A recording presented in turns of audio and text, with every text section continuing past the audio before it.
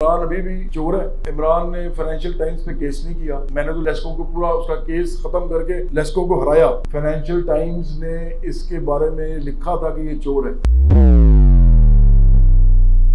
आज मैं पीटीआई को कहता हूं कि मैं तो लेस्को से केस जीत गया, लड़ा पूरा, तो मैंने तो लड़ के जीत ली। अब इमरान को भी कहो कि फाइनेंशियल टाइम्स पे केस करे और वो जीत के दिखाए।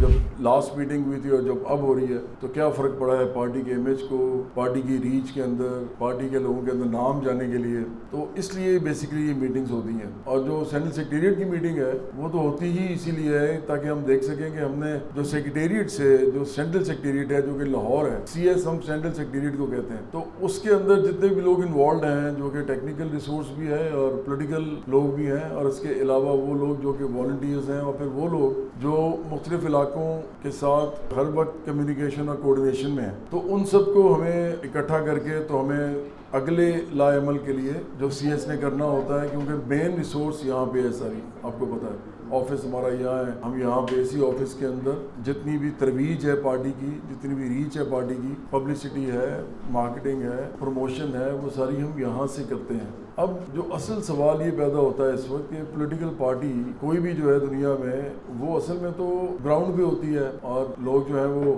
ग्राउंड पे जुड़ते हैं और फिर लोगों को नजर आते हैं और हर मोहल्ले में, हर गली में, हर इंडस्ट्री के अंदर, खेतों खलिहानों में, जहाँ जहाँ में भी लोग बसते हैं, रहते हैं, काम करते हैं, वहाँ पे लोगों को पार्टी की फॉर्मेशन नजर आती हैं, उसके यूनिट्स नजर आते हैं।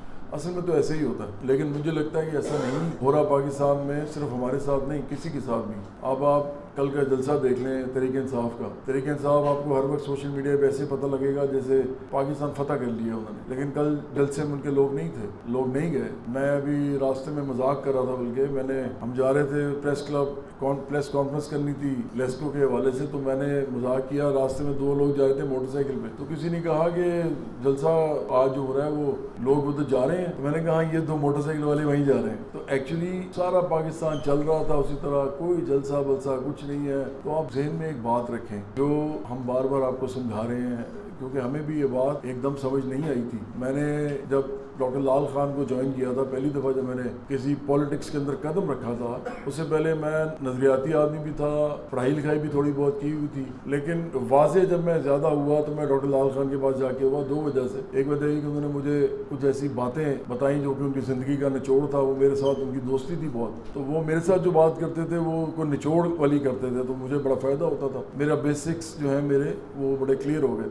लेकिन जो मुझे खुद को फ़ायदा हुआ वो ये हुआ कि मुझे ये पता चला कि डॉक्टर लाल खान बहुत बड़े दानिश्वर हैं, बहुत बड़े सोशलिस्ट हैं, लेकिन जो ये कर रहे हैं इससे ना तो इनकलाब हो सकता है, ना कोई पार्टी बन सकती है, ना इस मुल्क के अंदर आप आम लोगों को जोड़ सकते हैं। इसलिए नहीं कि डॉक्टर लाल खान ये करना नहीं चाहते थे, इसलिए कि जो तरीके पुराने थे उससे, उस मेथड से ये काम अब हो नहीं सकता था। और इसीलिए मैं दोबारा फिर वापस आ रहा हूँ कि हम आपको हमेशा समझाते हैं कि देखें तहरीक इंसाफ का जलसा नहीं हुआ कामयाब। हालांकि सोशल मीडिया पे आपको लगेगा कि इन्होंने पाकिस्तान फतह कर लिया। इसका मतलब क्या है, मीडिया पे आप जाके देखें, हर वक्त उनके बारे में डिस्कशन हो रही है, इमरान खान के बारे में, इस्टेब्लिशमेंट के बारे में, हर वक्त यही हो रहा है। आप कोई टीवी लगाएं, मोबाइल खोलें तो आपको यही नजर आएगा। आपको 2-3 चीजें नजर आएंगी। कुछ टिकटॉकर लड़के लड़कियां हैं, वो अपने टिकटॉक्स बना रहे हैं, उसमें हर किस्म का मवाद है, आपको पता ही है, जो उनका दिल करता है वो करते रहते हैं। तो मैं उनको कुछ कहता भी नहीं हूँ। मेरा ख्याल है कि उनकी अपनी आज़ादी का मामला, वो जो उनको समझ आती है, जो उन्होंने मुआशरे ने सिखाया वो कर रहे हैं, लेकिन लोग उनको देख रहे हैं। आप ये ज़हन में रखें कि जो वो कर रहे हैं लोग उनको देख रहे हैं। दूसरे नंबर पे आपको शोबिज़ और स्पोर्ट्स से आपको चीज़ें नज़र आती हैं, वो आप देखेंगे ड्रामाज हैं, फिल्म हैं, हर वक्त कहीं ना कहीं जाके आपको शाहरुख खान की तस्वीर नज़र आ जाएगी। हालांकि शाहरुख खान का ना इस मुल्क से कोई ताल्लुक है, ना इसके निज़ाम के साथ कोई ताल्लुक है, ना उसने आपके सियासत के अंदर कोई पार्ट प्ले करना है, लेकिन लोग उसको देख रहे हैं। लोग अपने सारे काम छोड़ के सोशल मीडिया पे यही कुछ, उनको ये मसला नहीं है कि हम गरीब हैं, हमारा बच्चा किस स्कूल जाता है, उनको फ़र्क नहीं पड़ता, वो मैच देख रहे हैं। तो ये ज़हन में रखें कि ये रियलिटीज़ हैं जो मैं आपको बता रहा हूँ। ये लोग अपने मसाइल से बेखबर होके इस तरह की चीज़ों के अंदर इन्वॉल्व हैं। तीसरे नंबर पे सियासत है। पहले नंबर पे मैंने कहा ये टिकटॉक और ये जो भी अलम गलम है, और उसके अंदर हर किस्म का आदमी अपना सौदा अपना बेच रहा है, मार्केटिंग भी हो रही है, हर चीज़ हो रही है। दूसरे नंबर पे स्पोर्ट्स और शोबिज़ है, और तीसरे नंबर पे सियासत है। अभी जो सियासत है, मतलब मैं आपको बता रहा हूँ कि क्या नहीं है, वो क्या नहीं है, दानिश्वरी नहीं है, कोई बड़ा प्रोफेसर आके उधर भी बहुत बड़ा अकाउंट नहीं है उसका सोशल मीडिया पे, किसी बड़े साइंटिस्ट का अकाउंट नहीं है सोशल मीडिया पे, किसी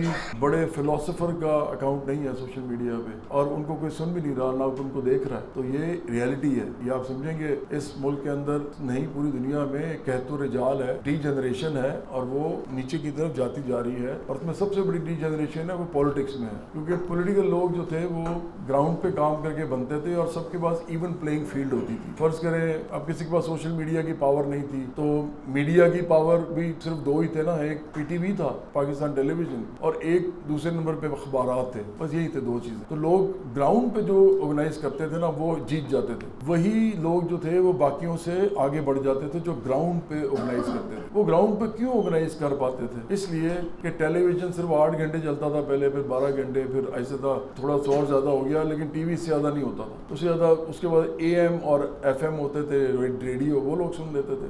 FM नहीं, सॉरी, FM तो बहुत बाद में आया। तो यही लोगों के पास कोई डिस्ट्रैक्शंस थी।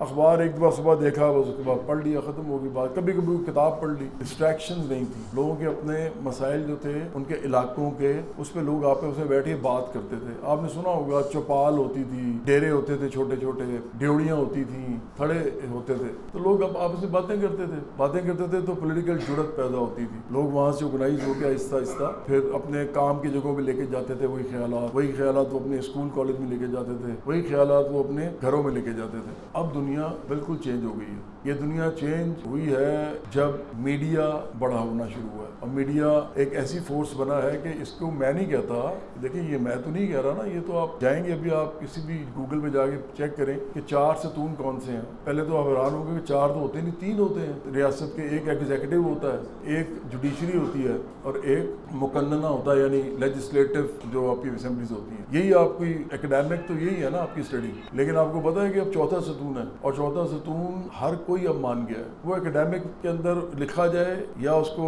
माना जाए, उससे कोई फर्क नहीं पड़ता, क्योंकि सब मानते हैं, साफी मानते हैं, लेजिस्लेटर्स मानते हैं, हुक्मरान मानते हैं, चौथा सतून मीडिया है। मतलब मीडिया इतनी इंपॉर्टेंट चीज़ है कि वो पहले 3 सतूनों को भी अब ड्राइव करता है। जो मैं आपको समझाना चाह रहा हूँ आज वो ये है कि जो एग्जीक्यूटिव है, जो जुडिशरी है, और जो लेजिस्लेटिव असेंबलीज हैं या लेजिस्लेटर्स हैं या लेजिस्लेशन है, इसको ड्राइव करने वाला अब मीडिया है, और कोई चीज़ इसको ड्राइव नहीं कर सकती इतने बड़े तरीके से जितना मीडिया ड्राइव करता है। अभी हम बात कर रहे थे कि हमारे घरों के अंदर लोग जो हैं हम उनको लेके आए और सारा इस तरह करें, तो वो बड़ी अच्छी बात है। आप लोगों को बिल्कुल लेके आए, और उनको, औरतों को भी मर्दों को भी आप उनको लेके आए। लेकिन आपको बड़ी हैरानी होगी कि अगर वो आपकी पार्टी के साथ भी हैं और फिर बाहर भी फिरते हैं, इधर उधर फिरते हैं, तो आपके अपने जो घर के लोग हैं ना, वो भी आपकी बात नहीं मानेंगे। वो इसलिए नहीं मानेंगे क्योंकि उनको लगेगा कि आप एक छोटी सी पार्टी के अभी वो हैं, अभी इनका नाम बढ़ रहा है या बन रहा है, तो यार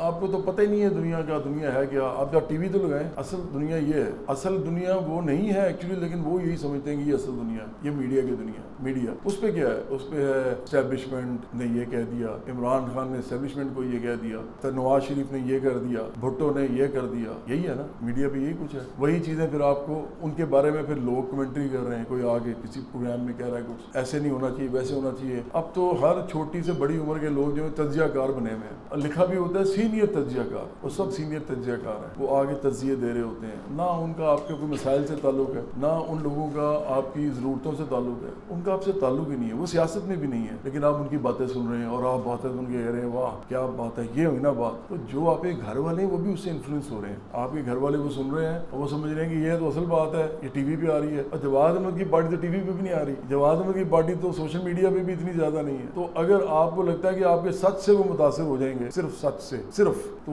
काफी मुश्किल है ये। क्योंकि दूसरी तरफ मैंने आपको कहा कि मीडिया तो रियासत ड्राइव कर रहा है, एक आम इंसान का जहन तो आराम से ड्राइव कर रहा है ना। तो आप जब कुछ किसी को कोई भी लेसन देते हैं और उसके बाद वो अच्छी तरह समझ के घर जाता है, और जब आप उसको आफाकी सच बताते हैं, लेकिन जब वो घर जाता है तो उसके सामने फिर मीडिया उसी तरह होता है, सोशल मीडिया पे कुछ और बातें होती हैं, तो वो उन्हीं से मुतासिर होता है। वो कहते हैं ना, it is the material conditions which determine the consciousness of human beings. तो सबसे इंपॉर्टेंट बात यह है कि जो मटीरियल कंडीशंस होती है ना, उनमें सबसे बड़ी मटीरियल कंडीशन इस वक्त मीडिया है, सबसे बड़ी मटीरियल कंडीशन। मटीरियल कंडीशन सिर्फ ये नहीं होती कि मेरे पास रोटी है कि नहीं है, मेरे पास दवाई है कि नहीं है, मेरे पास तालीम है कि नहीं है, मैं जिस सड़क पे जा रहा हूँ सड़क टूटी है कि नहीं है, मेरे घर के अंदर कोई मरम्मत करने वाली चीज़ें हैं या नहीं है, मेरे बेकरी पे कौन सा सामान मिलता है, किसके लिए मुझे किसी और बेकरी जाना पड़ता है। ये सारी मटीरियल कंडीशन, मेरा रिलीजन क्या है, मैं किस गली मोहल्ले में पैदा हुआ हूँ, मेरे माँ बाप अमीर थे कि गरीब थे, सिर्फ ये मटीरियल कंडीशन नहीं है। मटीरियल कंडीशन की एक और रुख भी है, वो है कि आप किताब कौन सी पढ़ रहे हैं, ये आपने खुद चूज किया। ये गिवन की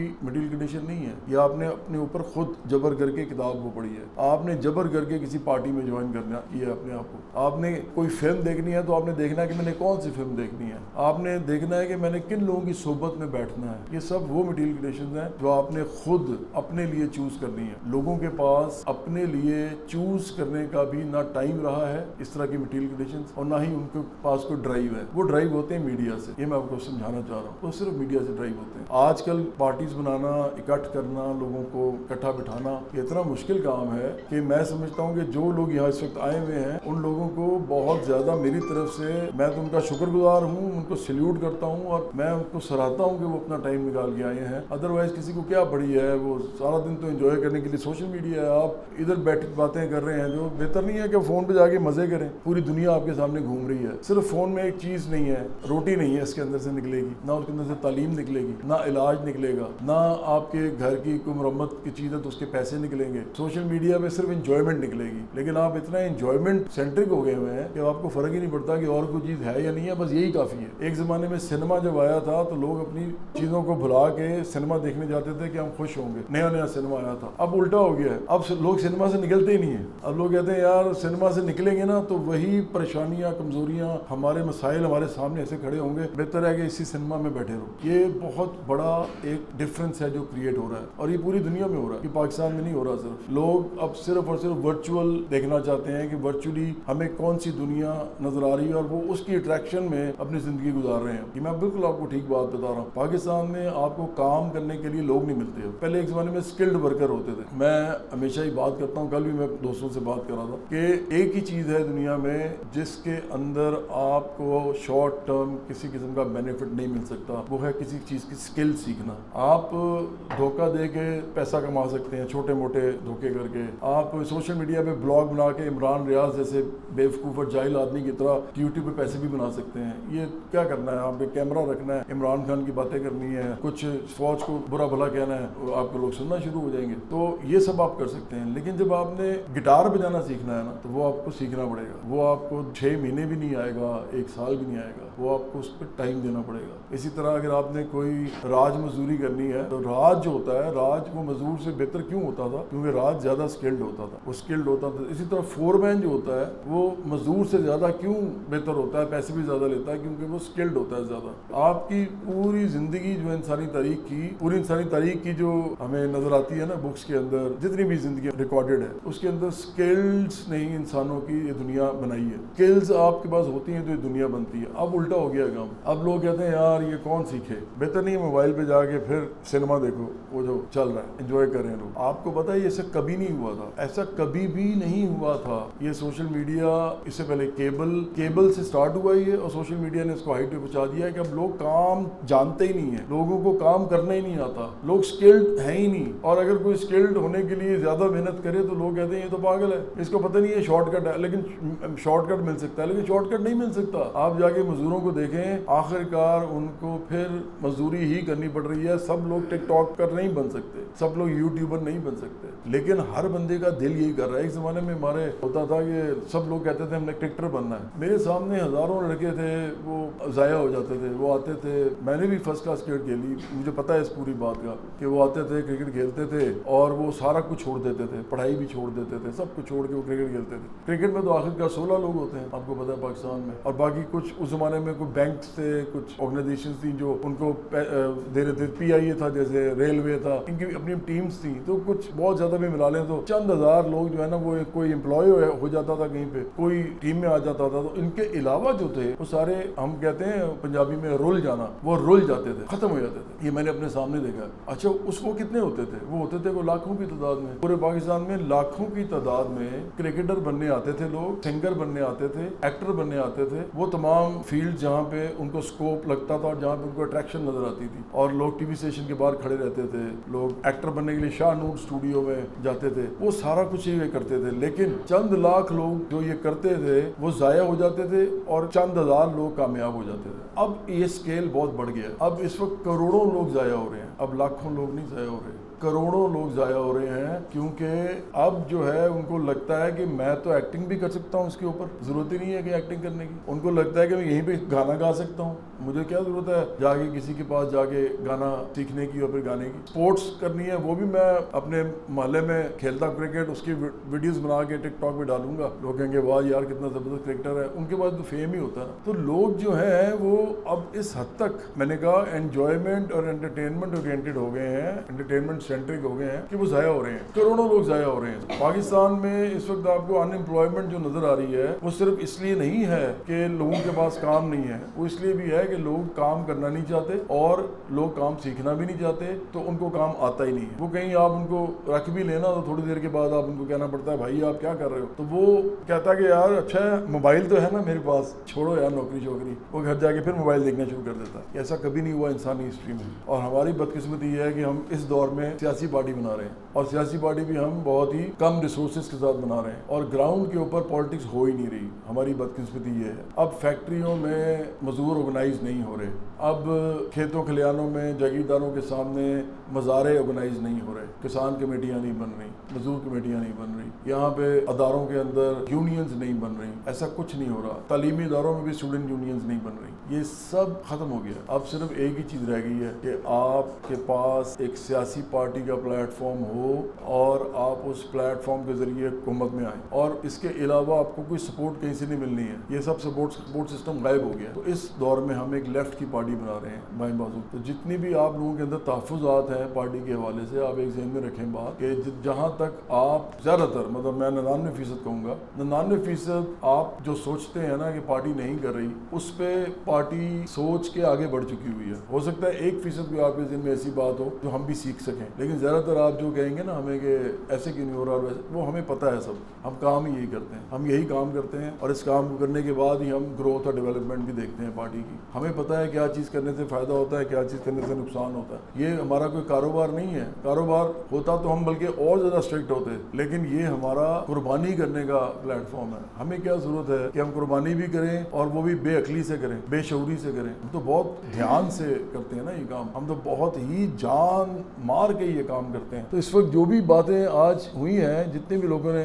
बातें की हैं, मैं आखिरकार आपको फिर ये बता दूं, मैंने ये सारी बात नहीं करनी थी ये, लेकिन मेरा ख्याल है कि मुझे करनी चाहिए, इसलिए मैंने कर दी कि मीडिया और सोशल मीडिया अगर आप इस पे नहीं हैं तो आप कहीं पे भी नहीं है। यही असल पॉलिटिक्स की जगह है इस वक्त। असल पॉलिटिक्स की जगह ग्राउंड नहीं है। अफसोस के साथ मैं आपको बता रहा हूँ इस वक्त हमारी पार्टी के लिए ख़ास तौर पे, क्योंकि ग्राउंड पे लोग हमारे मौजूद हैं, जितने लोग मौजूद हैं वो भी गैर फ़ाल हैं। आपने भी लोगों ने आपको बताया है कि हमारी इतनी मेंबरशिप है, हमारे इतने कोऑर्डिनेटर्स हैं, हमारे इतने ये सब लगे, तो वो एक्टिव क्यों नहीं है? मेरा सवाल ये है ना, वो क्यों एक्टिव नहीं है? वो इसलिए एक्टिव नहीं है क्योंकि जब वो सोशल मीडिया खोलते हैं या जब वो टीवी देखते हैं तो उनको जो चीज़ें नज़र आती हैं उसमें बराबरी पार्टी नहीं होती, तो वो एक्टिव नहीं है। आप समझ रहे हैं ना मेरी बात? एक इंसान को मोटिवेशन चाहिए ना, इंस्पिरेशन चाहिए। अब वो उसका नज़रिया कब तक उसको चला सकता है? तो वो थोड़े अरसे के बाद ना वो कहता है कि यार ये तो नज़र ही नहीं आ रहे। तो उसका उस वक्त उसने करना असल में क्या होता है जो वो नहीं करता, उसने उसी प्लेटफॉर्म पर जाके बिल्ड करना होता है। जिस प्लेटफॉर्म पर वो देख रहा है कि नहीं है हमने उसी प्लेटफॉर्म को बिल्ड करना है ताकि हम हों वहाँ पे। अब वो है सोशल मीडिया। आज अगर सोशल मीडिया ना होता, मैं आपको ऐसी एक बात आज कहने लगा हूँ कि आप हैरान हो जाएंगे, अगर आज सोशल मीडिया ना होता तो किसी के लिए भी ना होता ना, किसी के पास भी ना होता, तो हम पार्टी बना चुके होते अब तक। ये मैं आपको बड़ी इंपॉर्टेंट बात आपको बता रहा हूँ। अगर मैं दोबारा रिफ्रेश करता हूँ इसको, अगर आज लोगों के हाथों में मोबाइल ना होते और सोशल मीडिया ना होता और सोशल मीडिया पे इतना पैसा ना लग रहा होता और लोगों ने मोनोपोलाइज ना किया होता सोशल मीडिया को, और लोगों ने इसमें भी अरबों के कारोबार ना ढूंढे होते, और लोग इसके अंदर सियासत जो है वो पैसे से और ताकत से ना कर रहे होते, रियासती ताकत के साथ, और सोशल मीडिया होता ही ना, हमारे पास भी ना होता, इनके पास भी ना होता, तो हम पार्टी बना चुके होते। बहुत आसान था, ग्राउंड पे पार्टी बननी थी, पार्टी ग्राउंड पे बननी थी, फिर पार्टी सोशल मीडिया पे नहीं बननी थी। अब उल्टी बात है, सोशल मीडिया पे पार्टी बनेगी तो ग्राउंड पे बनेगी। नहीं तो नहीं बनेगी। जो मर्जी कर लें, जितनी मर्जी पार्टियां पाकिस्तान में, जितनी मर्जी ऑर्गेनाइजेशन बना लें ग्राउंड के ऊपर, वो जितनी मर्जी वहाँ पे लोगों को जमा कर लें और ड्राइंग रूम पॉलिटिक्स करते रहें या कभी कभी छोटा मोटा मुजाहरा करते रहें, उनकी बात कोई सुन ही नहीं रहा। ना उनको कोई जानता है, ना उनकी बात सुनता है, और ना ही उनके साथ कोई आने को तैयार है। ये है रियलिटी इस वक्त इस दुनिया की। आपने पार्टी बिल्ड करनी है सोशल मीडिया पे। अच्छा, अब आप कहेंगे पहले भी तो मीडिया था, मीडिया पे तो पार्टी बिल्ड नहीं होती थी, मीडिया पे तो कभी पार्टी बिल्ड नहीं। मीडिया की मदद से पार्टी बिल्ड हुई है, इसमें कोई शक नहीं है, लेकिन मीडिया इंटरैक्टिव नहीं था। मीडिया पर आप एक दूसरे के साथ बात नहीं करते थे, कम्युनिकेशन नहीं होती थी, आप एक दूसरे के साथ कॉरेस्पॉन्डेंस नहीं करते थे। मीडिया सिर्फ एक वन वे स्ट्रीट था, वो वन वे ट्रैफिक थी, मतलब वो आपकी तरफ आता था, आपने उसको देखना होता था। अब आपने उससे जो भी राय कायम करनी है वो कर लें, लेकिन दूसरी तरफ ग्राउंड्स के ऊपर लोग बैठे होते थे, मीटिंग्स हो रही होती थी, वो जितना तासुर मीडिया बनाता था सारा ज़ाहिल कर देते थे वो वहाँ पे बैठ, और लोग मीडिया से इन्फ्लुएंस नहीं होते थे, कुछ हद तक होते थे। हाँ, सैटेलाइट आने के बाद मीडिया से ज़्यादा इन्फ्लुएंस होना शुरू हुए लोग। सैटेलाइट को भी बहुत यूज़ किया रियासत ने भी और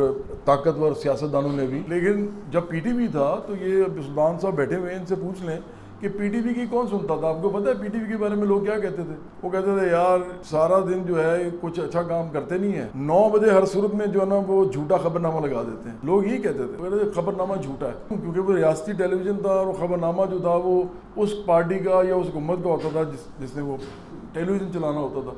तो लोग उसकी बातें भी गौर से, लोग अखबार को ज़्यादा अहमियत देते थे, वो अखबार की सुर्खियों से देखते थे कि ये असल बात क्या है। नवाब वक्त ने अगर कोई सुर्खी लगाई है तो इसका मतलब है कि उन्होंने कोई राइट विंगर का कोई काम किया है, उन्होंने दाएं बाजू का कोई एक ही वाक़े को उन्होंने दाएं बाजू की फिलॉसफी के साथ लोगों तक पहुंचा दिया, उसको इस तरह का रंग दे दिया। दूसरी तरफ अगर मुसावात था तो मुसावात ने उसी वाक़े को लेफ्ट या बाएं बाजू के हवाले से उसको रंग दे दिया, उसी एक चीज़ को। ज़्यादा से ज़्यादा ये ओपिनियन मेकर्स थे, यही ओपिनियन देते थे, यही ओपिनियन बनाते भी थे। और उस ज़माने में हमारे एक दोस्त थे बास अतर साहब, उन्होंने एक सुर्खी लिखी जब ईस्ट पाकिस्तान अभी नहीं हुआ था, अभी हमसे जुदा नहीं हुआ था, तो उन्होंने लिखी कि उधर तुम इधर हम। जब उन्होंने लिखा ना उधर तुम इधर हम, पाकिस्तान में मुसीबत एक पड़ गई। उस सुर्खी ने बहुत बड़ा किरदार अदा किया लोगों का जहन बनाने में कि इस पाकिस्तान बनेगा तो कोई फ़र्क नहीं पड़ेगा। तो इस तरह कभी कभी होता था। ज़्यादातर लोग जो थे वो मीडिया से इस हद तक इन्फ्लुएंस होते थे कि लोग उनकी बात सुनते थे और बाकी। और उन्होंने भी जो बात की थी वो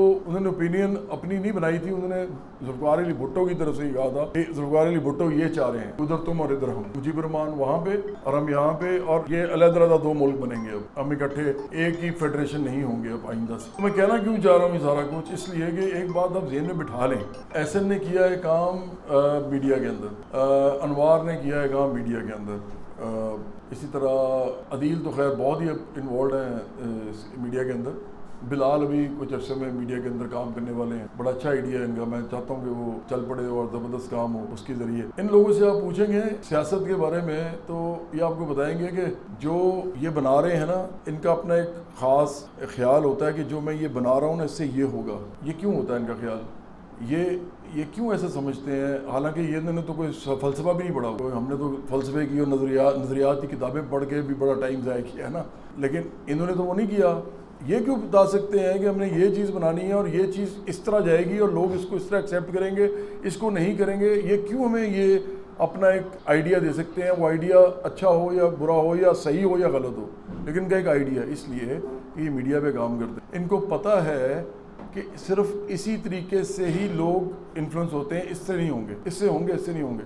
तो इतनी बड़ी साइंस बन गई हुई है, बयानिए रोज़ बदलते हैं लोगों के, और बयानियों के साथ साथ लोग जो हैं उनकी ओपिनियन बदलती है। आपको पता है ये जो जितने भी लोग पाकिस्तान के अंदर बैठे हुए हैं इस वक्त, इनकी जो ओपिनियंस हैं वो बयानियों से बन रही हैं, ना वो किताबों से पढ़ रहे हैं कुछ, ना वो टीवी के ऊपर कोई टॉक शोज़ के अलावा कोई देख रहे हैं। जैसे कोई दानिश मिसाल के तौर पर आके ये बात कर रहा है कि पानी का मसला कैसे हल होगा, और 3-4 बड़े वाटर एक्सपर्ट्स आके बात कर रहे हैं। मैं आपको बता रहा हूँ कि उनकी जो प्रोग्राम की रेटिंग है वो 0 हो जाती है, कोई नहीं देखता जिसमें इल्म की दानिश की बात हो रही हो। लोग क्या देखते हैं, आप किसी एक्टर को बिठा दें, आप 2 सियासी लोगों को बिठा दें, 2 एंकर्स को आपस में बिठा दें और आपस में उनकी गुफ्तगू करवा दें, लोग वो देख रहे हैं। मैंने कहा ना एंजॉयमेंट सेंट्रिक है इस वक्त सारा आपका सोशल मीडिया और मीडिया। तो इसलिए अगर आपने पार्टी बनानी है तो आपने हर सूरत में सोशल मीडिया पे बनानी है। सोशल मीडिया पे पार्टी बनेगी, ग्राउंड के अंदर साथ साथ काम करते रहें, वो तो हम नहीं छोड़ते, वो तो हम कर रहे हैं ना, क्योंकि आखिरकार तो ग्राउंड पे बननी है ना, आखिरकार ग्राउंड पे बननी है। मैंने क्या कहा, मैंने कहा कि पहले सोशल मीडिया पे बनेगी, फिर ग्राउंड पे बनेगी। ग्राउंड पे बने बगैर आप पावर की स्ट्रगल में नहीं जा सकते। आप इस मुल्क के अंदर पावर एक्वायर करके आम लोगों को तख्त पे नहीं बिठा सकते जब तक आप ग्राउंड पे मुनज़्ज़म नहीं होंगे। लेकिन जो पूरी बात मैंने की है उसका खुलासा ये है कि जब तक आप सोशल मीडिया पे पार्टी नहीं बनाएंगे, जो कि एक उसी तरह का फोरम है जिस तरह दुनिया एक फोरम है। अगर पूरी दुनिया एक रियलिटी है तो सोशल मीडिया एक वर्चुअल रियलिटी है। मैंने कहा ना, आप सिर्फ रोटी नहीं खा सकते सोशल मीडिया से, आप उससे दवाई नहीं ले सकते। मतलब आप कोई 2-3 बटन दबाएं और अंदर से रोटी निकल आए, ये नहीं हो सकता। लेकिन दुनिया पूरी वही नजर आ रही है आपको जो आपको वैसे भी नजर आती है। ये कितनी अजीब बात है ना, एक रियल दुनिया है और एक सोशल मीडिया की दुनिया है। तो सोशल मीडिया की दुनिया भी एक दुनिया है, या मान लें या माने कि सोशल मीडिया खुद एक दुनिया है जहाँ पे लोग सिर्फ और सिर्फ एक तरफा मीडिया नहीं देख रहे कि जैसे टीवी आ गया तो हमने टीवी देखना ही देखना है, बल्कि वो उस पर मोहब्बत कर रहे हैं, वो उस पर गुफ्तगू कर रहे हैं, उस पर सियासत कर रहे हैं, वो उसमें सियाहत कर रहे हैं, उस पर कारोबार कर रहे हैं, वो एक दूसरे के साथ लड़ाई कर रहे हैं, वो सब कुछ सोशल मीडिया पे कर रहे हैं। इवन यहाँ तक कि पहले जब किसी को गाली निकालने का हिम्मत नहीं होती थी कि ये कहीं मारे ना, मैं इसको गाली निकाल दूँ, तो वो सोशल मीडिया पे उसको गाली भी निकाल रहे हैं क्योंकि वो उसको पकड़ नहीं सकता। तो वो रियलिटी सोशल मीडिया भी उतनी ही बड़ी है जितनी ये दुनिया बड़ी है इस वक्त, बल्कि सोशल मीडिया वर्चुअल रियलिटी जो है वो इस दुनिया से भी बड़ी है, क्योंकि हर आपका जो मोबाइल है, हर मोबाइल उसके ऊपर हर इंसान के पास अपनी दुनिया है। अब कितनी दुनियाएं हो गई आप सोचें, जितने मोबाइल हैं उतनी दुनियाएं हैं। ये दुनिया तो एक ही है ना यार, ये तो एक ही दुनिया है। मैं एक टाइम पे यहाँ बैठ के सिर्फ यहाँ देख सकता हूँ, या इधर देख सकता हूँ, या उधर देख सकता हूँ। जब मैं सोशल मीडिया पे जाता हूँ, जब मैं मोबाइल पे जाता हूँ, तो मैं पूरी दुनिया को देख सकता हूँ। मैंने सिर्फ एक गूगल पे एक चीज़ टाइप करनी है और वो दुनिया मेरे सामने आ जाएगी, फिर वो दुनिया मेरे सामने तो ये वर्चुअल दुनिया रियल दुनिया से भी कई करोड़ अरब गुना बड़ी है इस वक्त। तो आप सोशल मीडिया को क्या समझते हैं? ये इस वक्त दुनिया ड्राइव कर रहा है। ये ट्रम्प जो है ये सोशल मीडिया की वजह से बना है, प्रेसिडेंट जो है। मोदी जो है वो सोशल मीडिया की वजह से जो भी कर रहा है वो कर रहा है। इमरान खान यहाँ पे जो भी कर रहा है वो सोशल मीडिया की वजह से कर पा रहा है, जो भी वो कर पा रहा है, क्योंकि उनका सोशल मीडिया बहुत स्ट्रांग है। तो इसलिए सोशल मीडिया पे पार्टी बनेगी तो ग्राउंड पे बनेगी। आप समझ रहे हैं ना? सबसे ज्यादा ट्विटर के फॉलोअर्स किसके हैं? इमरान खान के। सबसे ज्यादा बड़ा इंस्टाग्राम, फेसबुक, ये सब अकाउंट्स किसके हैं? इमरान के हैं। इसीलिए वो आपको हर तरफ नजर आ रहा है। अब आप जो मर्जी बातें करते रहे, आपको नजर तो आ रहा है वो हर जगह। वो कहीं इधर मौजूद तो नहीं है। शाहरुख खान या इमरान खान या मैं या शहजाद रॉय या कोई भी ऐसा बंदा जो थोड़ा सा मशहूर हो मीडिया की वजह से, जैसा मर्जी वो आदमी है, औरत है, क्या वो वहाँ मौजूद होता है जहाँ पे आप उसको देख रहे होते हैं? मैं तो यहाँ मौजूद हूँ। मुझे इस वक्त मेरे गाने जो है लोग उसके ऊपर पता नहीं कहाँ देख रहे हैं। इसका मतलब क्या है? इसका मतलब है कि हम ग्राउंड के ऊपर बड़े हो ही नहीं सकते जब तक हम हर वक्त सोशल मीडिया पे लोगों को नज़र नहीं आ रहे। अगर हम हर वक्त सोशल मीडिया पे लोगों को नज़र आएंगे, उसी वक्त हमारी पार्टी ग्राउंड पे बड़ी होना शुरू होगी, उससे पहले नहीं होगी। अगर आप इस सोशल मीडिया के ऊपर बड़े नहीं होंगे तो आप पार्टी नहीं बना सकते, ग्राउंड पे नहीं बना सकते, बड़ी पार्टी नहीं बना सकते। ये वो चीज़ है जो मैं आपको बार बार समझाता हूँ, लेकिन आज मैंने सोचा कि मैं किसी और एंगल से आपसे बात करूँ। और आप ग्राउंड पे इतनी मेहनत जो कर रहे हैं ना, वो करें बेशक, लेकिन उससे ज़्यादा मेहनत आप सोशल मीडिया पे करें। सोशल मीडिया पे मेहनत करना सबसे बड़ा प्राइमरी ऑब्जेक्टिव है इस वक्त पार्टी का, क्योंकि ये हम नहीं सिर्फ कर रहे, ये सब कर रहे हैं। मरियम नवाज ने जो मुस्लिम नून को दोबारा पावर में आने के लिए सबसे बड़ा इम्पीटस फराहम किया है वो सोशल मीडिया है। अगर वो सोशल मीडिया ना चलाती तो मुस्लिम नून दोबारा पावर में ना आ सकती। पनिशमेंट जो कुछ भी करती है इस मुल्क के अंदर, इस वक्त वो सोशल मीडिया के थ्रू करती है। इस वक्त जो कुछ भी बयानिए ख़राब किए जाते हैं या बनाए जाते हैं या बिगाड़े जाते हैं या तमीरी बयानिए, सारे के सारे बयानिए सोशल मीडिया से ही लोगों तक लेके जाए जाते हैं। लोगों की ओपिनियन बनती है उससे। वो ओपिनियन गलत है या सही है, इससे फ़र्क नहीं पड़ता। ज़्यादातर लोगों की ओपिनियन इसीलिए गलत है और वो अपने लिए सोचना नहीं चाहते, क्योंकि सोशल मीडिया पे उनको ये बात बताई नहीं जा रही। क्योंकि जवाद अहमद तो सोशल मीडिया पे नहीं आ रहा जो कहे कि इस मुल्क में जो कुछ उगता है, जो कुछ बनता है, जो कुछ मिलता है, उसमें सबका हिस्सा है, आप सबका, और आप सारे हर चीज़ के ऊपर आपका हक है। ये अब जवाद अहमद ये बात करेगा बार बार, फिर आपको एक नया फलसफा पता चलेगा ना कि हम तो बराबरी की बात कर रहे हैं। लोग तो यहाँ पे सिर्फ ये कह रहे हैं कि यार मेरा बच्चा स्कूल नहीं जाता क्योंकि मैं उसको छोड़ नहीं सकता, तो प्लीज कोई बस लगवा दें कि मेरा बच्चा एक गरीब स्कूल में चला जाए। हम ये कह रहे हैं कि नहीं, हम आपके बच्चे को उसी स्कूल में भेजना चाहते हैं जिस स्कूल में आपका हुक्मरान का बच्चा पढ़ता है। अब यहाँ तक कोई किसी को लेके आना, उसकी तो कभी बेचारे की गुलाम ज़हन में कभी ये बात आ ही नहीं सकती कि ये ऐसा भी कभी हो सकता है। तो उसको यहाँ तक लेके आने के लिए कितनी दफा बार बार उसको ये बात बतानी पड़ेगी, उसके ज़हन के कितने बैरियर तोड़ने पड़ेंगे, वो आप खुद सोचें, वो कैसे तोड़ेंगे आप। अब मैं हर जगह तो जाके बात नहीं कर सकता, हमने सोशल मीडिया के थ्रू ये करना है, हम सोशल मीडिया के थ्रू ही ये करेंगे तो फिर उसके बैरियर टूटेंगे। और मैं आखिर में एक बात और करूँ, फिर मैं डायरेक्शन मैं 2 मिनट में बता दूंगा। आखिरी बात मैं ये करना चाहता हूँ कि हम जब डोनेशन कहते हैं या चंदा कहते हैं, हम उसको कहना बंद कर दें। लोगों को कभी ये ना कहें कि हमें चंदा चाहिए। चंदा, इमरान खान ने इस मुल्क के अंदर इसको एक गाली बना दिया है। इमरान खान का इस मुल्क के अंदर जो सबसे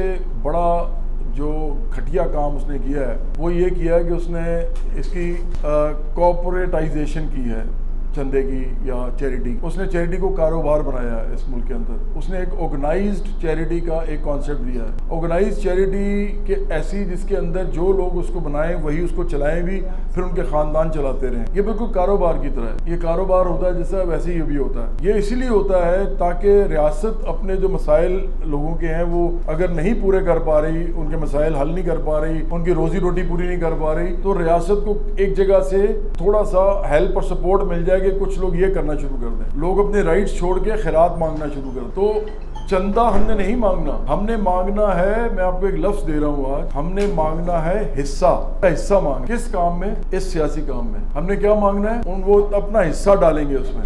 हम कंट्रीब्यूशन कहते हैं इसको उर्दू में। कंट्रीब्यूशन का मतलब ये है कि उन्होंने हमारा एक कॉज है जिसके साथ वो मिल गए हैं, जुड़ गए हैं, अब वो और हम एक हैं और कॉज भी हमारा एक ही है। इसलिए नहीं वो मिले कि उनको कोई फ़ायदा हो और मुझे कोई फ़ायदा हो, इसलिए मिले कि तमाम लोगों को फ़ायदा हो इस कॉज से। तो वो कॉज इतनी बड़ी है कि हम उसके मुकाबले में बहुत छोटे हैं। उस कॉज के लिए हमने जब लोगों के पास जाना है और लोगों को कहना है कि आप इसके साथ जुड़ें, अगर वो आपके साथ जुड़ेंगे तो आपने उनसे कहना है कि अपने हिस्सा भी डालें। वो हिस्सा जो है वो चंदा नहीं है, वो एक बड़ी कॉज में उनका हिस्सा है, उनका कॉन्ट्रीब्यूशन है। वो कॉन्ट्रीब्यूशन सिर्फ पैसे का नहीं होता, वो ये भी होता है जो ये सब कर रहे हैं। असलान है, सुल्तान साहब हैं, वकास हैं, उमर याद हैं, उबैद हैं, नईम हैं, ये आदिल हैं, मौज़म शाहना है, जितने भी लोग और कोई रह गया कोऑर्डिनेटर, हाँ ये हामिद भी आ गया, हामिद सईद हैं। तो ये जितने भी लोग हैं ये सारे के सारे अपना हिस्सा डाल रहे हैं। ये इन काइंड डाल रहे हैं, इसको हम कहते हैं इन काइंड। एक होता है इन कैश, एक होता है इन काइंड। तो ये लोग अपना हिस्सा डाल रहे हैं, कंट्रीब्यूशन कर रहे हैं। हम बात अभी कर रहे हैं अब दूसरी कि दूसरा कंट्रीब्यूशन पैसे का, उसके बगैर पार्टी नहीं बड़ी हो सकती। ये भी मैं 2 जुमलों में आपको बता दूं कि जो इनकलाबी पार्टियां हैं, कभी भी आपको कोई पूछे ना कि ये आप क्यों मांग रहे हैं जी, तो आप उनसे कहेंगे इससे ही रूस का इनकलाब हुआ था। आपको बड़ी बात करें ना उसके साथ, उससे कहें इस जो हम मांग रहे हैं इससे ही रूस का इनकलाब हुआ, अमीर लोगों के पैसों से नहीं हुआ था, इस तरह हुआ था। इसी से चीन का इनकलाब हुआ था, लोगों ने आपस में जोड़ के पैसे इनकलाब किए थे। तो कहेंगे ये जो इनकलाब है, इवन अगर आपने कोई अपने मजहब की बात भी करनी है ना, तो आपके मजहब के अंदर भी ये चीज़ें निकल आएंगी, क्योंकि बड़े लोग थे जो मजहबी लोग थे, बहुत बड़े बड़े लोग थे अपने माने के। तो अगर कोई मुसलमान है आप उसको कह सकते हैं कि उन्होंने भी ये किया था कि चंदे सब चंदों से ही हुआ था। मतलब आप कोई भी ऐसी चीज़ जहाँ पर भी आपको लगे कि लोग आपकी बात किस तरीके से समझेंगे, आप उनको उस तरीके से समझाएं। मसीही कह सकते हैं कि हदीसा जो थे उनके साथ जेंटाइल्स आए थे और वो मिल के, अब वो इतना बड़ा लोग आते होंगे, वो कैसे आते होंगे जो उनके सामने खड़े होते हैं। वो रोटी छोटी तो खानी होती होगी ना उन्होंने, सारा दिन कैसे, तो वो कुछ ना कुछ तो करते होंगे ना कि कोई ये लोग खाना लेके जाएंगे, ऐसे करें, कुछ ना कुछ तो होता होगा। तो इसी को कहते हैं ना ऑर्गेनाइज करना। किस चीज़ के लिए? सियासी तौर पर। ये सारे दुनिया में इनकलाबी लोग हैं, अंबिया अलैहिस्सलाम है, जितने भी बड़े बड़े लोग हैं और फिर इनकलाबात जिन्होंने किए हैं, किसी भी नजरिए पे किए हैं, वो सारे के सारे हिस्सा डालने से हुआ है मुमकिन। हिस्सा चाहे वो काम का हो चाहे वो पैसे का हो, उसके बगैर वो हो नहीं सकता। तो आइंदा कोई आपसे कहे तो उसे कहेंगे भाई ये आपका हिस्सा है इस इनकलाब में जो हमने यहाँ पे करना है, और ये इनकलाब जो है रूस का, ये इसी वजह से हो चुका था, और चीन का भी। अगर उनको रूस का नहीं पता, उनको चीन का तो पता ना। दुनिया की सबसे बड़ी ताकत जो है अमेरिका, उसके सामने खड़ा हुआ है सिर्फ चीन। उनको बताएं कि 1949 में जो इनकलाब हुआ था चीन में, वो भी हिस्सा डालने से हुआ था, लोगों ने हिस्सा डाला था अपना। तो अब मैं आखिर में ये बात बता दूं आपको कि हम कुछ अरसे से, आपने देखा होगा कि हमने ज़्यादा जो टारगेट किया हुआ था वो हमने इमरान खान को और PTI को किया हुआ। लोगों का ख्याल ये है कि ये हमारी तरफ से स्टार्ट हुआ है कि हमने इनको टारगेट किया। ये बिल्कुल उल्ट बात है। जब हमने पार्टी बनाई थी तो हम पूरे हुक्मरान तबके के खिलाफ, हुक्मरान अशराफी के खिलाफ बात करते थे, सबके खिलाफ बात करते थे। लेकिन चूंकि मैं एक शोबिस का आदमी हूँ और मुझे लोग करोड़ों की तादाद में लोग जानते हैं इस मुल्क के अंदर, तो जब मैंने पार्टी बनाई तो मुस्लिम नून और पीपल्स पार्टी ने मुझे थ्रेट के तौर पे नहीं लिया, क्योंकि वो सारे के सारे एंट्रेंच्ड हैं सिस्टम के अंदर। उनके MPAs, MNAs, ये वो उनकी जो लेगेसी है वो 30-30 साल की है। पीपल्स पार्टी की तो उससे भी पहले की है, नून लीग की भी 30-40 साल की है। उन लोगों को इमरान खान थ्रेट अब लगा है जब इमरान खान ने एस्टेब्लिशमेंट के बूट पॉलिश किए और फिर वो वज़ीर आज़म बना। उनको पहली दफा उस वक्त वो थ्रेट लगा, अदरवाइज 2013 तक तो वो थ्रेट था ही नहीं किसी के लिए। 2013 में उसके पास 39 सीटें थी और वो भी जनरल पाशा, जनरल ज़हीरुल इस्लाम, इन लोगों ने इसके जलसे और धरने और ये करवा कर के तो इसकी थोड़ी बहुत सीटें बनाई थी। इससे पहले वो कभी थ्रेट नहीं रहा, कभी भी मुस्लिम नून और पीपल्स पार्टी ने इसको सीरियसली नहीं लिया, संजीदगी से नहीं लिया। ये बैठता था टीवी पे तो लोग मजाक उड़ाते थे इसका, पढ़े लिखे लोग भी मजाक उड़ाते थे और आम जो लोग थे वो भी उड़ाते थे कि यार ये क्या आके बैठ जाता है, पता नहीं क्या बातें करता है, चला जाता है और गुस्से में बोलता है, जज्बाती तरीके से बोलता है। अच्छा, मेरे बारे में भी कई लोग ये कहते हैं, लेकिन मैं आपको ये बता रहा हूँ कि एक इसका टाइम था जब लोग इसको बिल्कुल गैर संजीदगी से लेते थे और इसका मजाक उड़ता था, पूरे पाकिस्तान में मजाक उड़ता था।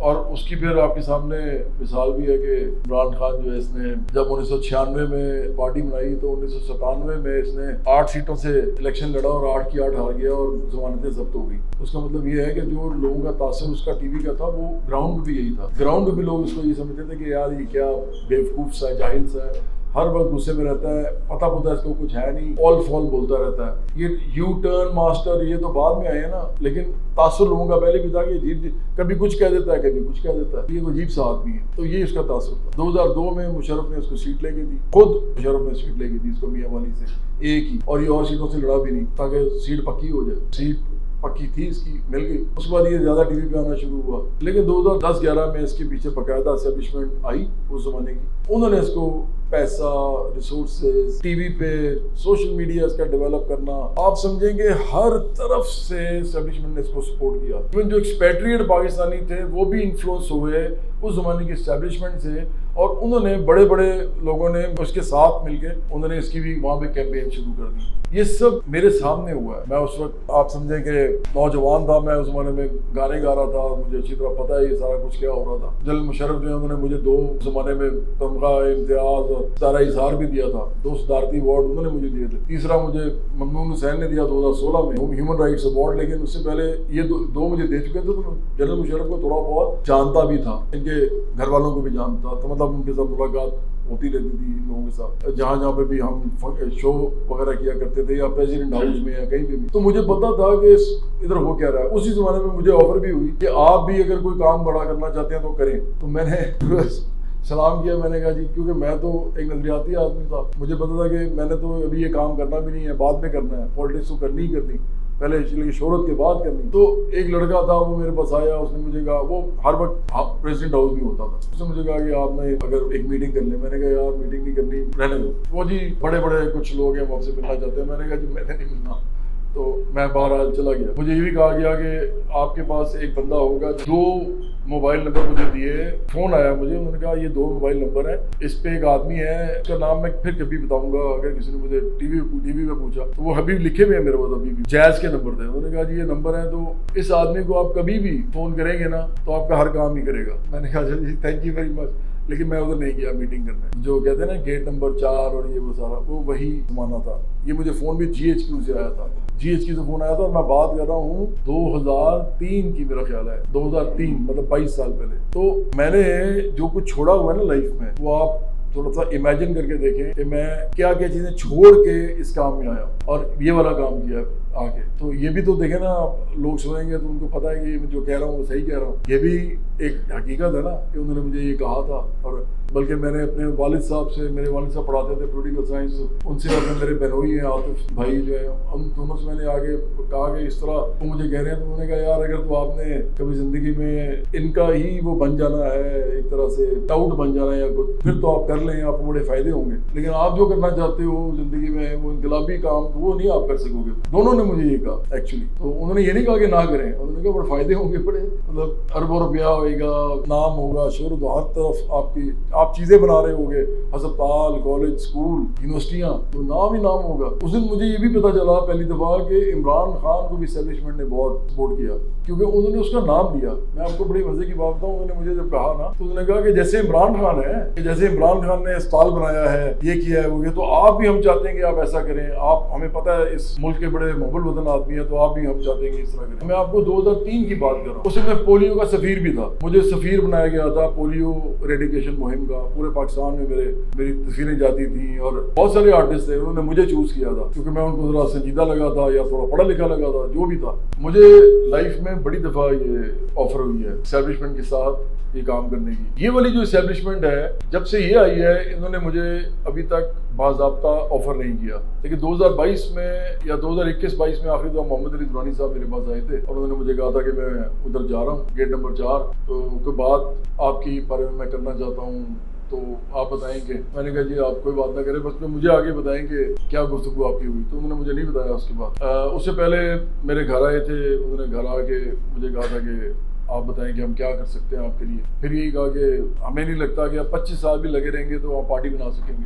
उन्होंने मुझे ये भी कहा कि आप अकेले लगे रहेंगे तो 25 साल पार्टी नहीं बना सकेंगे। तो अगर आपको लगता है कि आप बाकी मुल्क के लिए करना चाहते हो, हमें पता है कि आप करना चाहते हो। उन्होंने मुझे कहा था कि हमारे पास अभी कोई फाइल नहीं है। ये जो मैं बोलता होता हूँ ना, उन्होंने मुझे कहा था कि हमें पता है कि आप किस तरह के आदमी हैं, तो इसलिए अगर आप चाहते हैं तो हम आपके साथ सपोर्ट देते हैं आपको। तो मैंने उनसे भी कहा था कि हम तो ये समझते हैं कि आप इस मुल्क में जो सियासत है उसके अंदर आपका रोल ही नहीं होना चाहिए। एग्जैक्टली मैंने ऐसे ही कहा था। वो एक हमारे यहाँ पे एक होते थे साहब, वो छोड़ गए हैं, ये वो गवाह थे और अदील गवाह है, ये दोनों साथ बैठे थे मीटिंग में।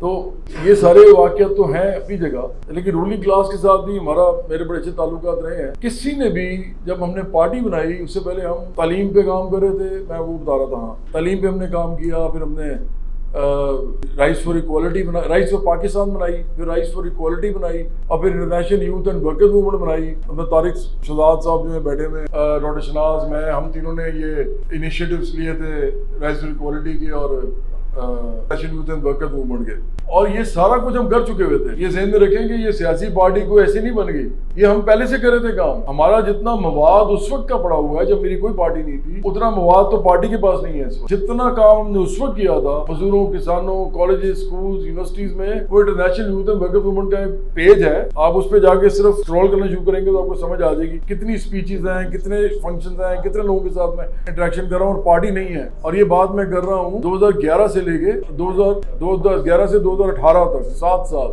हमने ये काम किया, फिर हमने ये पार्टी बनाई। तो ये हम नजरियाती लोग हैं, हमने ऐसी नहीं पार्टी बना ली, हम नजरियात की वजह से पार्टी की तरफ आए हैं। इमरान खान ने 4 दफा मुझे कहा था, मैंने उसको ज्वाइन नहीं किया। नजरियात ना होते तो उसको ज्वाइन कर लिया होता। डॉक्टर लाल खान और शहीद काजी साहब ने मुझे कहा कि आप, जब इमरान खान का मुझे 4थी दफा या 3री दफा मैसेज आया कि इस तरह है, तो मैंने उनको कहा जी क्या करें। तो डॉक्टर लाल खान ने और शहीद काजी साहब जो बहुत बड़े जर्नलिस्ट हैं आजकल, उन्होंने मुझे कहा कि किसी सूरत में नहीं जाना इमरान खान के साथ, वो राइट विंगर है। मैंने कहा राइट विंगर और लेफ्ट विंगर को भी छोड़ दें, मुझे बताएं कि मुझे इससे फायदा होगा नुकसान होगा। उन्होंने कहा आपको फायदा तो बहुत होगा, हर वक्त टीवी पे बैठे होगे, हर वक्त कोई पता नहीं मिनिस्टर बन जाओ, कोई पता नहीं आप MNA बन जाओ, MPA बन जाओ, इलेक्शन लड़ाना चाहेगा वो आपको। और ये बात भी 2013 की है जब ये जीता भी था, सीटें जीता था।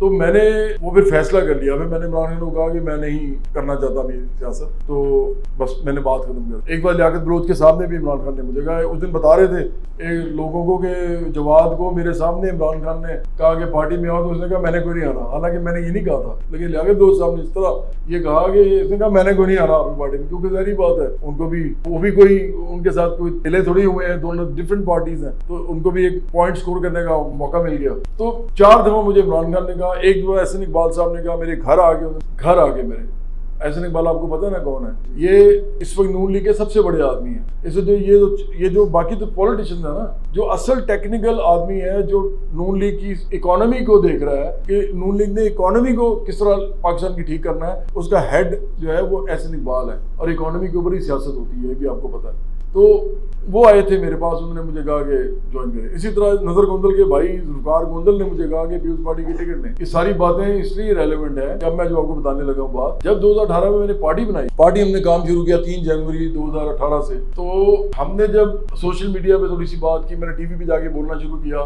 तो मुझे सबसे पहले पीटीआई के लोगों ने गालियां देनी शुरू की, गालियां बाकायदा।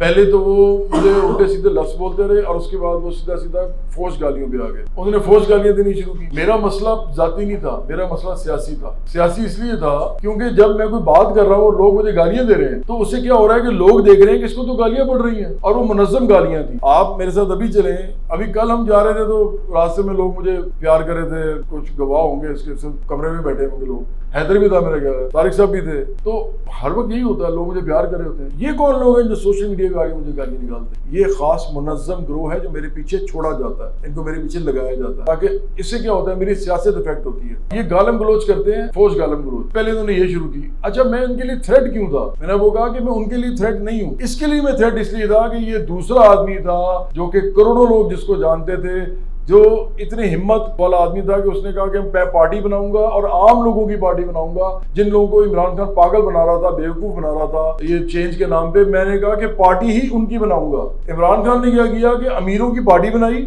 और गरीबों को पागल बनाया। मैंने क्या किया कि मैंने कहा नहीं, पार्टी ही उन गरीबों की बनेगी जिनको ये पागल बना रहा है। अब देखें उसके लिए कितना बड़ा थ्रेट था। मैं सोचिए आप कि करोड़ों लोग मुझे जानते हैं और एक आदमी खड़ा हो गया। कौन है जो खड़ा होता है मुझे बताएं? कोई शोबिस से, कोई स्पोर्ट्स से, कौन अपनी दुकानें छोड़ता है, अपने सौदे छोड़ता है बेचना? कोई नहीं छोड़ता, किसी ने नहीं छोड़े आज तक। ये मैं ही था जिसने ये काम किया, क्योंकि मैं नजरियाती आदमी हूँ, पुराना नजरियाती आदमी हूँ। मेरे नान के दाद के दोनों नजरियाती लोग थे। मेरे वालिद साहब ट्रेड यूनियनिस्ट थे, इसलिए मैं था।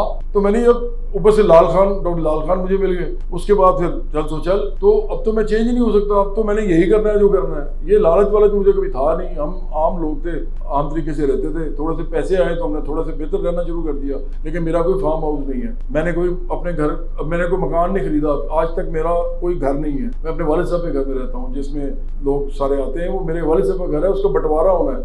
अभी 4 हिस्से होने हैं उसके। हम बहन को भी उतना हिस्सा देंगे जितना भाइयों को देते हैं, तो 4 हिस्से होंगे उसके। तो इसलिए मसला ये है कि जब मैं आया और जब मुझे थ्रेट इसने समझा, तो इसने मेरे पीछे लोग लगा दिए। और इसमें ये और उसकी बीवी दोनों शामिल थे, बुशरा बीबी। और मुझे घर फोन करवाया गया, मेरे घर में बुशरा बीबी ने फोन करवाया कि इनको कहें कि इमरान खान के खिलाफ बात करना बंद कर दें। और ये बात है वो 2018 के जब भी आए हैं। मैं तो बड़े अरसे से कर रहा था। अब चूंकि प्राइम मिनिस्टर बन गया था और अब मैं चूंकि मैं रिबाउंड कर रहा था या मैं रिएक्ट करके मैं रिबटल दे रहा था इसको, तो अब जब मैं प्राइम मिनिस्टर के खिलाफ बात कर रहा हूँ इस तरह की, और वो मुझे रोक भी नहीं सकते, क्या करते मेरा, तो मुझे बाकायदा इस तरह की थ्रेट आना शुरू हो गया कि इनको कहीं बाहर आ जाए। तो ये मेरे साथ ये भी हुआ है। ये पीटीआई ने किया, कभी किसी रियासती इदारे ने नहीं किया मेरे साथ अभी तक, किसी नून लीग ने नहीं किया, किसी पीपल्स पार्टी ने नहीं किया, ये पीटीआई ने किया। और पीटीआई के वो लोग जो घटिया किस्म के, शहबाज गिल, इमरान रियाज, जिनको मैं 2 टके का लोग नहीं समझता, ये मेरे साथ बैठ नहीं सकते। ये ज्यादातर लोग मुझे जवाब भाई कहते थे, ये सारे। तो ये लोग आके बकबक कर रहे होते हैं और जिस तरह की गुफ्तगू करते हैं और मजाक उड़ाने की कोशिश करते हैं। तो इशू ये है कि ये सारे लोग जो काम कर रहे हैं, इसकी वजह से हमें इमरान खान के खिलाफ बात करनी पड़ती है। जरूरी है वो, क्योंकि अगर वो मेरे खिलाफ बात करेगा, हम तो सियासत कर रहे हैं, हम तो कह रहे हैं कि लोगों को जमा करके एक प्लेटफॉर्म पे तमाम रूलिंग क्लास के खिलाफ हम एक पार्टी बनाएंगे। हम हुक्मरान शराफिया के, सरमायादारोों, जगीरदारों, माफिया, सियासी पीरो मुर्शद, कबायली सरदार, वडेरे, इनके खिलाफ पार्टी बनाएंगे। हमारी पार्टी में कोई नहीं आ सकता इनमें से। ये कभी हुआ नहीं था, 78 साल में कभी नहीं हुआ था, या आज ये पहली दफा हुआ 2018 में। तो मुझे किसी ने थ्रेट नहीं किया सिवाय पीटीआई के। ये मैंने नहीं स्टार्ट किया, स्टार्ट इन्होंने किया है, ये आप ज़हन में रखें। और क्यों किया है? क्योंकि इमरान के सामने थ्रेट सिर्फ मैं हूं। जब मैंने कहा ना मैं आखिरी उम्मीद हूं, क्योंकि मैं, तो लोगों ने इन्होंने मजाक बनाना शुरू कर दिया। आप मुझे बताएं कौन है मैं? आखिरी उम्मीद का मतलब कि मेरी पार्टी अगर बड़ी हो गई, मगर मेरी पार्टी बड़ी हुई तो पार्टी उम्मीद होगी आखिरी। इस वक्त तो मैं ही बिल्ड कर रहा हूँ ना, अपने नाम पे कर रहा हूँ। मैं चाहता हूँ कि पार्टी बड़ी हो जाए, मेरे नाम से बड़ी हो जाए, मेरा नाम खत्म हो जाए, पार्टी का नाम बड़ा हो जाए। अभी तक तो नहीं हुआ ना, रियलिटी तो यही है। तो जब तक ये नहीं होगा तो मैं लगा हुआ हूँ। अदरवाइज मेरा नहीं दिल करता मैं फिल्में बनाऊं, मैं गाने गाऊं, मुझे क्या जरूरत है ये काम करने की? मुझे पैसे बनाने का शौक होना चाहिए, इस मैं ही क्यों काम करूंगी वाला। और सारी बातें छोड़े, मैं जितनी उम्र का हो गया हूँ, मैं बाहर चला जाऊँ यार, वहां जाके किसी दरिया के किनारे अच्छा सा घर बनाऊं और किताबें पढ़ूं और फिल्में देखूं, मुझे क्या मसला है ये वाला काम करने का। तो इसलिए उनको पता है ये जुनूनी आदमी है, ये छोड़ेगा नहीं जब तक पार्टी बना नहीं लेगा, या मर जाएगा या पार्टी बनाएगा, दो काम करना है इसने। तो इसलिए अब वो मेरे खिलाफ थ्रेट मुझे समझ के मेरे पीछे है। इस वक्त वो इससे भी आगे जा चुके हैं गालम गलोच से। अब वो मुझे बकायदा रिपोर्ट करते हैं और ब्लॉक करते हैं, मेरी रीच रोकते हैं। अभी 4 दिन पहले मेरा एक ब्लॉग जो है वो 24,000 गया, और उसके बाद आप जाके खुद देख लें, इतना अटैक किया उन्होंने इस पे यूट्यूब पे कि अब वो सैकड़ों में आ गया, एकदम सैकड़ों में अटैक दे देते हैं ना। वो क्या करते हैं, सारों को कहते हैं रिपोर्ट करो। रज़ाक आपने नोट किया ये? वो आप सोच भी नहीं सकते कि मेरे साथ ये क्या करते हैं, क्योंकि मैं उनके लिए थ्रेट हूँ।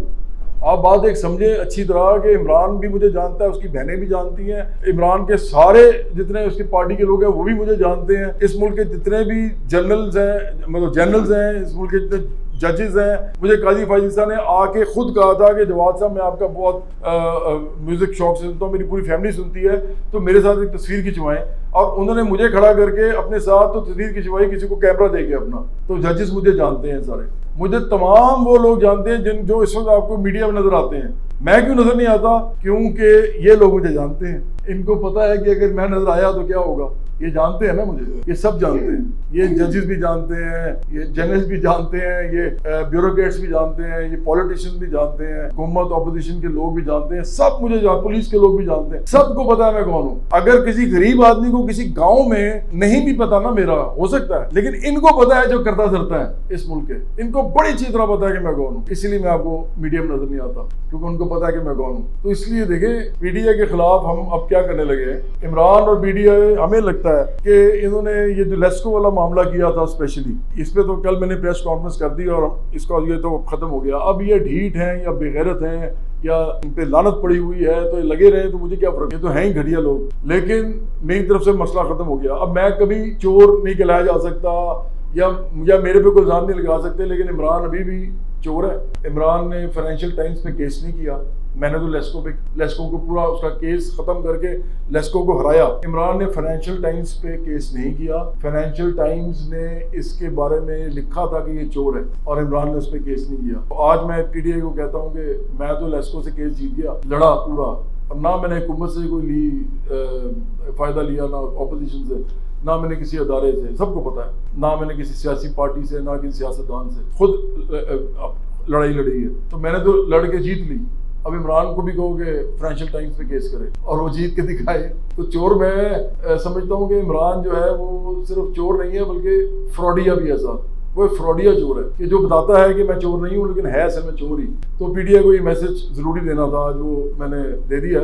लेकिन अब हम डायरेक्शन थोड़ी सी चेंज करेंगे। हम पीडीआई को तो हम करते रहेंगे जो भी हमने करना है, लेकिन पार्टी आज से सारी पार्टी, सारी हुक्मरान तबके की जितने भी एलीट है, अशराफिया है, सियासतदान है, अमीर, खरबपति, अरबपति, हम इन सब के अब खिलाफ जाएंगे सियासी तौर पे। हम डिसेंट तरीके से, जिस तरह एक तरीका होता है, क्योंकि पीडीआई के साथ तो तरीका वो इस्तेमाल हो नहीं सकता, क्योंकि जो आपको खिलाफ फोर्स गालम गलोच कर रहे हो उनको आपको सख्ती से जवाब देना पड़ता है। लेकिन अब चूंकि हम सियासी बात ज्यादा करेंगे, तो अब हम सियासी बात सही तरीके से अच्छे अल्फाज में हम उनकी तनकीद करेंगे, और हमारी डायरेक्शन भी होगी कि हम सारी रूलिंग क्लास के खिलाफ जाएंगे। और अब पार्टी जो है वो पूरी हुक्मरान अशराफिया के सामने खड़ी होगी, क्योंकि अब हमें जानते हैं लोग, हमें लोग पाकिस्तान में बड़े शहर में ज़्यादा जानते हैं और छोटे शहरों में भी जानना शुरू हो गए हैं। अगर हमारे लोग सोशल मीडिया पे ज़्यादा काम करना शुरू कर दें तो घर घर में ये भी पता चल जाएगा कि जवाद अहमद बराबरी पार्टी का चेयरमैन है। आपने सिर्फ इतना ही बताना है, बराबरी पार्टी खुद ब खुद जब बड़ी हो जाएगी तो जवाद अहमद खुद ही छोटा हो जाएगा। बराबरी पार्टी को बड़ा होना चाहिए, हम सबसे बड़ा होना चाहिए, क्योंकि मेरा पता नहीं है, मैं कल हूँ नहीं हूँ, आप हैं नहीं है, मौत का पता नहीं होता। तो इसलिए पार्टी रहती है, लोग चले जाते हैं, पार्टी को बड़ा होना चाहिए, पार्टी को बढ़ाएं। जब तक मैं हूँ, मुझे जिस तरह मर्जी मुझे नाम कई ले जाए, जिस तरह दिल कह रहा था, रिक्शों पे लगाई मेरी तस्वीरें, मुझे जितना मर्जी नुकसान पहुंचे मेरी शोहरत को, पैसों को, कुछ भी। मैंने कॉन्सर्ट्स करने भी छोड़ दिए, मैं कोई कॉन्सर्ट नहीं करता। अगर कोई मुझे कहता ना कि आप कॉन्सर्ट करें, तो मैं उनसे कहता हूँ 1 करोड़ रुपया फीस है मेरी, तो 1 करोड़ रुपया को देते ही नहीं है। तो इसलिए कॉन्सर्ट का मतलब, कहने का मतलब ये होता है कि मैंने नहीं करना कॉन्सर्ट। तो ये सारे प्रोमोटर्स को भी पता है, सबको पता है कि मैं अब और पैसे वैसे कमाना नहीं चाहता। तो मैं तो फिर पार्टी के साथ जो पैसा हमारा है वो हम थोड़ा बहुत जो भी डोनेट करते हैं वो हम अपने ज़ाती हवालों से वो करके तो हम पार्टी चलाते हैं। मुझे लालच वालच है कोई नहीं, थोड़े ऐसे बाद मर आ जाना है तो पार्टी ही बनानी है, पार्टी ही चलानी है, पार्टी को ही बड़ा करना है। पार्टी को बड़े कर लें, आपको मेरी ज़रूरत भी नहीं होगी और मैं उस दिन बहुत खुश हूँगा। उसके बाद मैं कोई दोबारा आर्ट का काम कर सकूँगा, मेरे पास इतना टाइम होगा कि मेरे जो शौक़ है मैं वो पूरे कर सकूँगा। मैं ये इतना सख्त काम के अंदर से फिर निकल जाऊँगा। आपके हाथ पार्टी चली जाएगी, आपको सौंप देंगे, लेकिन उसके लिए आपको उसका अहल बनना पड़ेगा और इसको बहुत बड़ा करना पड़ेगा। तो बस ये मैंने बताना था कि हमारी डायरेक्शन अब से ये होगी कि हम पूरी रूलिंग क्लास के खिलाफ जाएंगे, लेकिन सियासी तौर पे जाएंगे और हमने तहजीब और तमीज़ का दामन नहीं छोड़ना। लेकिन जो इमरान की पार्टी है PTI, वो उसके साथ मेरा जो रवैया वो यही रहेगा, उनके साथ अकेले। चाहे लोग कहें कि इनको कहते हैं उनको नहीं कहते, इसलिए कि वो भी नहीं कहते। जिस दिन मुझे वो लोग कहेंगे उनके साथ भी हम ये बात करेंगे, क्योंकि उससे मेरी ज़ात मुतासिर नहीं होती। मैं फिर बार बार कह रहा हूँ, उससे मेरी सियासत मुतासिर होती है। अगर कोई मुझे बदनाम करता है, मेरे पे इल्ज़ाम लगाता है या मुझे गालम गलोच करता है फोश किस्म की, तो उससे मेरी सियासत को नुकसान होता है। वो मेरा इशू है, ज़ाती इशू नहीं है मेरा। मैं तो माफ़ करने वाला आदमी हूँ, आप सारों को भी होना चाहिए।